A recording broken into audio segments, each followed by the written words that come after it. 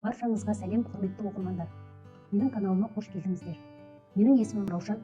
Бүгін сіздермен соңғы кезде жиі естіп жүрген балаларда аутизм спектрінің бұзылуын диагностикалауға көмектесетін өте қажетті және маңызды тестпен бөлісетін боламын. Қазіргі кезде бұл дерт жайында естіп жүрген әрбір екінші ата-ананы оның белгілері қандай, баламда ол белгілер жоқ екен деген ой мазалайтыны рас. Мен де баласының денсаулығына, дамуына бей-жай қарамайтын ананың бірі ретінде интернеттен бұл ауытқушылық жайында ақпараттар іздеу барысында осы тестті көріп, сіздермен бөлісуді жөн көрдім. Бұл жай біреудің ойлап тапқан әдісі емес, бұл Британия ғалымдары құрастырып, одан кейін ақш ғалымдары толықтырған авторлық методика болып табылады. Көптеген елдерде бұл тестті аутизм спектрінің бұзылуын ерте диагностикалауда қолданады, және бұл тест МЧАТ-Р деп аталады. Бұл тесттен 1,5 жас пен 2,5 жасқа дейінгі балалары бар ата-аналар өтуі тиіс. Кейбір мамандар бұл тест 3 жасқа дейінгі балаларды диагностикалауда қолдануға болатынын айтады. Тест 20 сұрақтан тұрады. Сіздер әрбір сұраққа иә немесе жоқ деп жауап берулеріңіз керек. Ескерте кететін жайт, сіз иә деген жауапты, егер сол әрекетті балаңызда 1 немесе 2-3 реттен көп байқасаңыз, яғни балада үнемі байқалатын жағдайда берілуіңіз қажет. Ал жоқ деген жауапты, егер ол әрекет балада 2-3 реттен көп байқалмаған жағдайда берілесіз. Тесттен өтуге көп уақытыңыз кетпейді, және тест нәтижесінен жаңылып кетпес үшін қолыңызға қалам қағаз алып белгілеп отырғаныңыз абзал. Тестке өтпес алдын, алдағы уақытта пайдалы видеоларды жіберіп алмас үшін каналға тіркеліп, қоңыраушаны басып кетуді ұмытпаңыздар. Сонымен тестімізді бастайық. Номері 1-ші сұрақ. Егер сіз бөлменің басқа бұрышына қолыңызды созып көрсетсеңіз, балаңыз сіз көрсеткен жаққа бұрылып қарайды ма? Мәселен, сіз бір ойыншықты немесе жануарды қолыңызбен көрсетсеңіз, бала сол ойыншыққа немесе жануарға бұрылып қарайды. Иә 0 балл, жоқ 1 балл.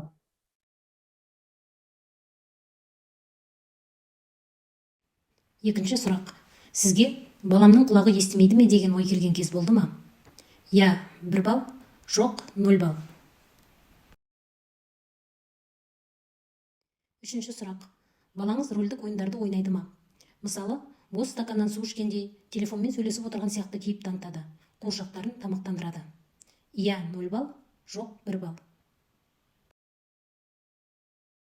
Төртінші сұрақ. Балаңызға заттардың үстіне өрмелеп шыққан ұнайды ма? Мысалы, жиһаздарға, ойын алаңдарында орнатылған заттарға, баспалдақтарға шыққан ұнайды. Иә 0 балл, жоқ 1 балл. Бесінші сұрақ. Балаңыз көзінің тұсына саусақтармен басқаша қимылдар жасайды ма? Мысалы, балаңыз көзінің алдына саусақтарын қозғалтып, айналдырып, қайшылап қимыл жасайды. Иә 1 балл, жоқ 0 балл. Алтыншы сұрақ. Балаңыз бір зат сұрағанда, немесе көмек сұрағанда, сол затты саусағымен көрсетеді ме? Мысалы, қолы жетпейтін жердегі ойыншықты немесе тәттіні саусағымен көрсетеді. Иә 0 балл, жоқ 1 балл. Жетінші сұрақ. Балаңыз сіздің назарыңызды аудару үшін қызықты заттарға қолын созып көрсетеді ме? Мәселен, саусағымен ұшып бара жатқан ұшақты немесе көшеде кетіп бара жатқан жүк көлігін көрсетеді. Иә 0 балл, жоқ 1 балл. Сегізінші сұрақ. Балаңыз басқа балаларға көңіл бөліп қызығушылық танытады ма? Мысалы, балаңыз ойнап жатқан балаларды сырттай бақылап тұрады, оларға күледі, немесе жандарына барады. Иә 0 балл, жоқ 1 балл. Тоғызыншы сұрақ. Балаңыз қандай да бір заттарды сізге әкеліп көрсетеді ме? Мысалы, сізге гүлді, жұмсақ ойыншықтарын, немесе ойыншық жүк көлігін әкеліп көрсетеді. Иә 0 балл, жоқ 1 балл. 10-шы сұрақ. Сіз балаңыздың атын атап шақырғанда жауап береді ме? Мысалы, сіз шақырғанда балаңыз сізге бұрылып қарайды, былдырлап немесе нақты жауап береді, немесе істеп жатқан ісін тоқтатады. Иә 0 балл, жоқ 1 балл. 11-ші сұрақ. Сіз балаңызға қарап күлсеңіз, ол сізге жауап ретінде күледі ме? Иә 0 балл, жоқ 1 балл. 12-ші сұрақ. Тұрмыстық заттардың дыбысына балаңыздың көңіл күйі бұзылады ма? Мысалы, балаңыз шаң сорғыштың немесе музыканың қатты дыбысына айқайлайды, немесе жылайды. Иә 1 балл, жоқ 0 балл. 13-ші сұрақ. Балаңыз жүреді ме? Иә 0 балл, жоқ 1 балл. 14-ші сұрақ.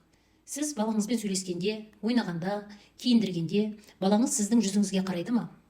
Иә 0 балл, жоқ 1 балл. 15-ші сұрақ. Балаңыз сіздің жасаған қимылдарыңызды қайталауға тырысады ма? Мысалы, қоштасқанда қолын бұлғайды, алақанымен шапалақтайды, күлдірсеңіз сықылықтап күледі. Иә 0 балл, жоқ 1 балл. 16 сұрақ. Егер сіз бір нәрсеге бұрылып қарасаңыз, балаңыз сіздің неге қарағаныңызды көру үшін жан-жағына қарайды ма? Иә 0 балл, жоқ 1 балл. 17 сұрақ. Балаңыз сіздің назарыңызды өзіне аударуға тырысады ма? Мысалы, өз тілінде маған қара деп, немесе бір әрекетіне мақтау айтқаныңызды күтеді. Иә 0 балл, жоқ 1 балл. 18 сұрақ. Балаңызға қандай да бір істі жасауды сұрасаңыз, сізді түсінеді ме? Мысалы, егер сіз қолыңызбен көрсетпей, кітапты столдың үстіне қой, маған телефонды әкеліп берші десеңіз, балаңыз сізді түсінеді ме? Иә 0 балл, жоқ 1 балл. 19 сұрақ. Егер айналаңызда басқаша бір жағдай орын алса, балаңыз сол құбылысқа немесе затқа сіздің реакцияңызды білу үшін сіздің жүзіңізге қарайды ма? Мысалы, балаңыз өзгеше дыбыстарды естісе, немесе жаңа ойыншықты көрсе, сіздің жүзіңізге қарайды. Иә 0 балл, жоқ 1 балл. 20 сұрақ. Балаңызға белсенді қимылдар ұнайды ма? Мысалы, баланы көтеріп айналдырып ойнасаңыз, күресіп жатқандай кейіп танытып, немесе тізеге лақтырып ойнасаңыз. Иә 0 балл, жоқ 1 балл. Сонымен тест нәтижелеріне тоқталайық. 0-2 балл аралығы аутизм спектрінің бұзылу қаупі өте төменгі деңгейде дегенді білдіреді. Егер балаңыз 24 айға, яғни 2 жасқа толмаған болса, 2 жасқа толғаннан кейін және 3 жасқа дейін осы тесттен қайталап өтіп көріңіз. Егер бақылау нәтижесінде аутизм спектрінің бұзылу қаупі байқалмаса, ешқандай шара қолданудың қажеті жоқ.